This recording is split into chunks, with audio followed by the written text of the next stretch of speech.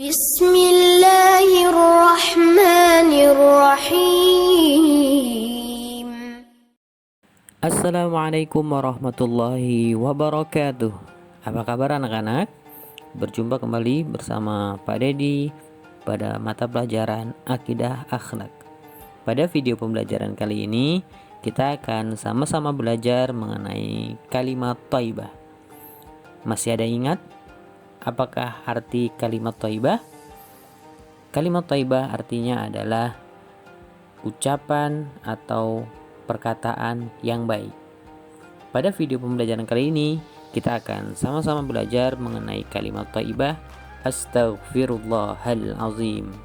Apa itu arti Astaghfirullahalazim?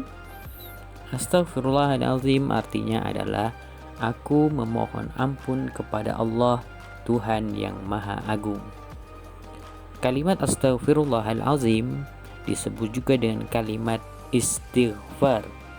Kalimat istighfar diucapkan ketika kita melakukan kesalahan, baik kesalahan yang sengaja maupun kesalahan yang tidak disengaja, ataupun kesalahan yang dilakukan secara terang-terangan maupun kesalahan yang dilakukan secara sembunyi-sembunyi.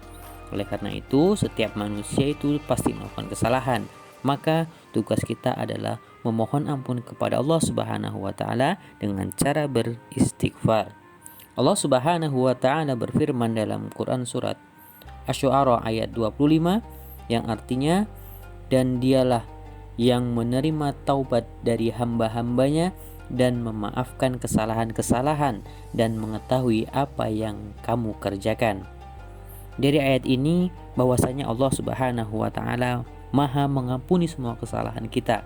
Oleh karena itu, ketika kita melakukan kesalahan, maka tugas kita adalah mengucapkan kalimat istighfar, Astaghfirullahalazim. Kemudian, kapankah kita harus mengucapkan kalimat istighfar? Kalimat istighfar diucapkan ketika yang pertama adalah ketika kita lupa akan kewajiban kepada Allah Subhanahu wa taala. Apa itu contohnya?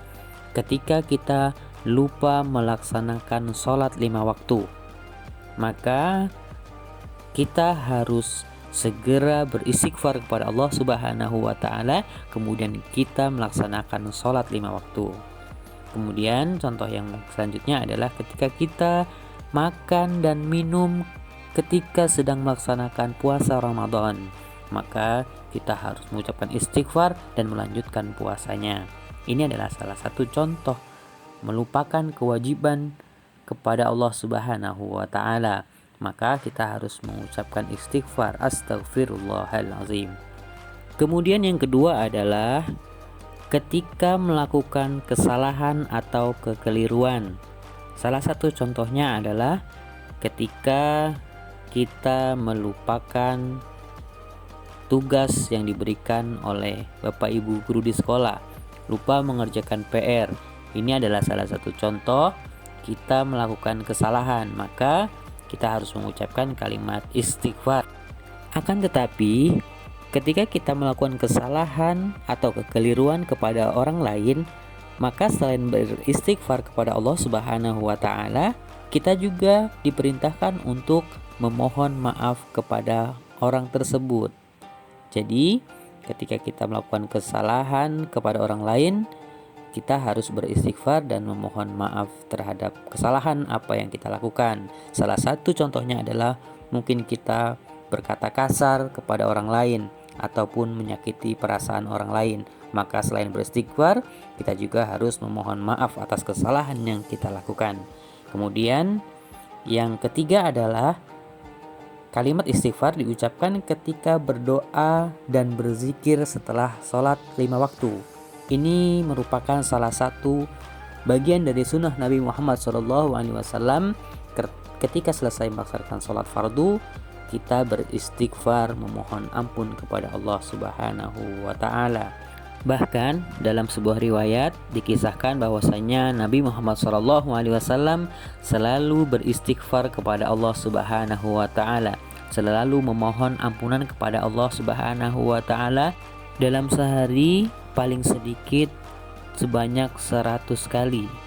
Ini adalah salah satu kalimat istighfar yang diucapkan oleh Nabi Muhammad SAW.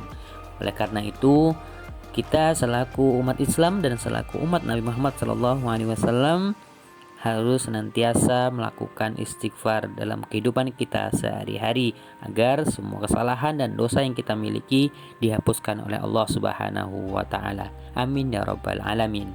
Sebagai tugas, Pak Dedi perintahkan untuk menulis kalimat istighfar beserta artinya. Demikianlah pembelajaran kita pada hari ini. Pak Dedi akhiri. Assalamualaikum warahmatullahi wabarakatuh.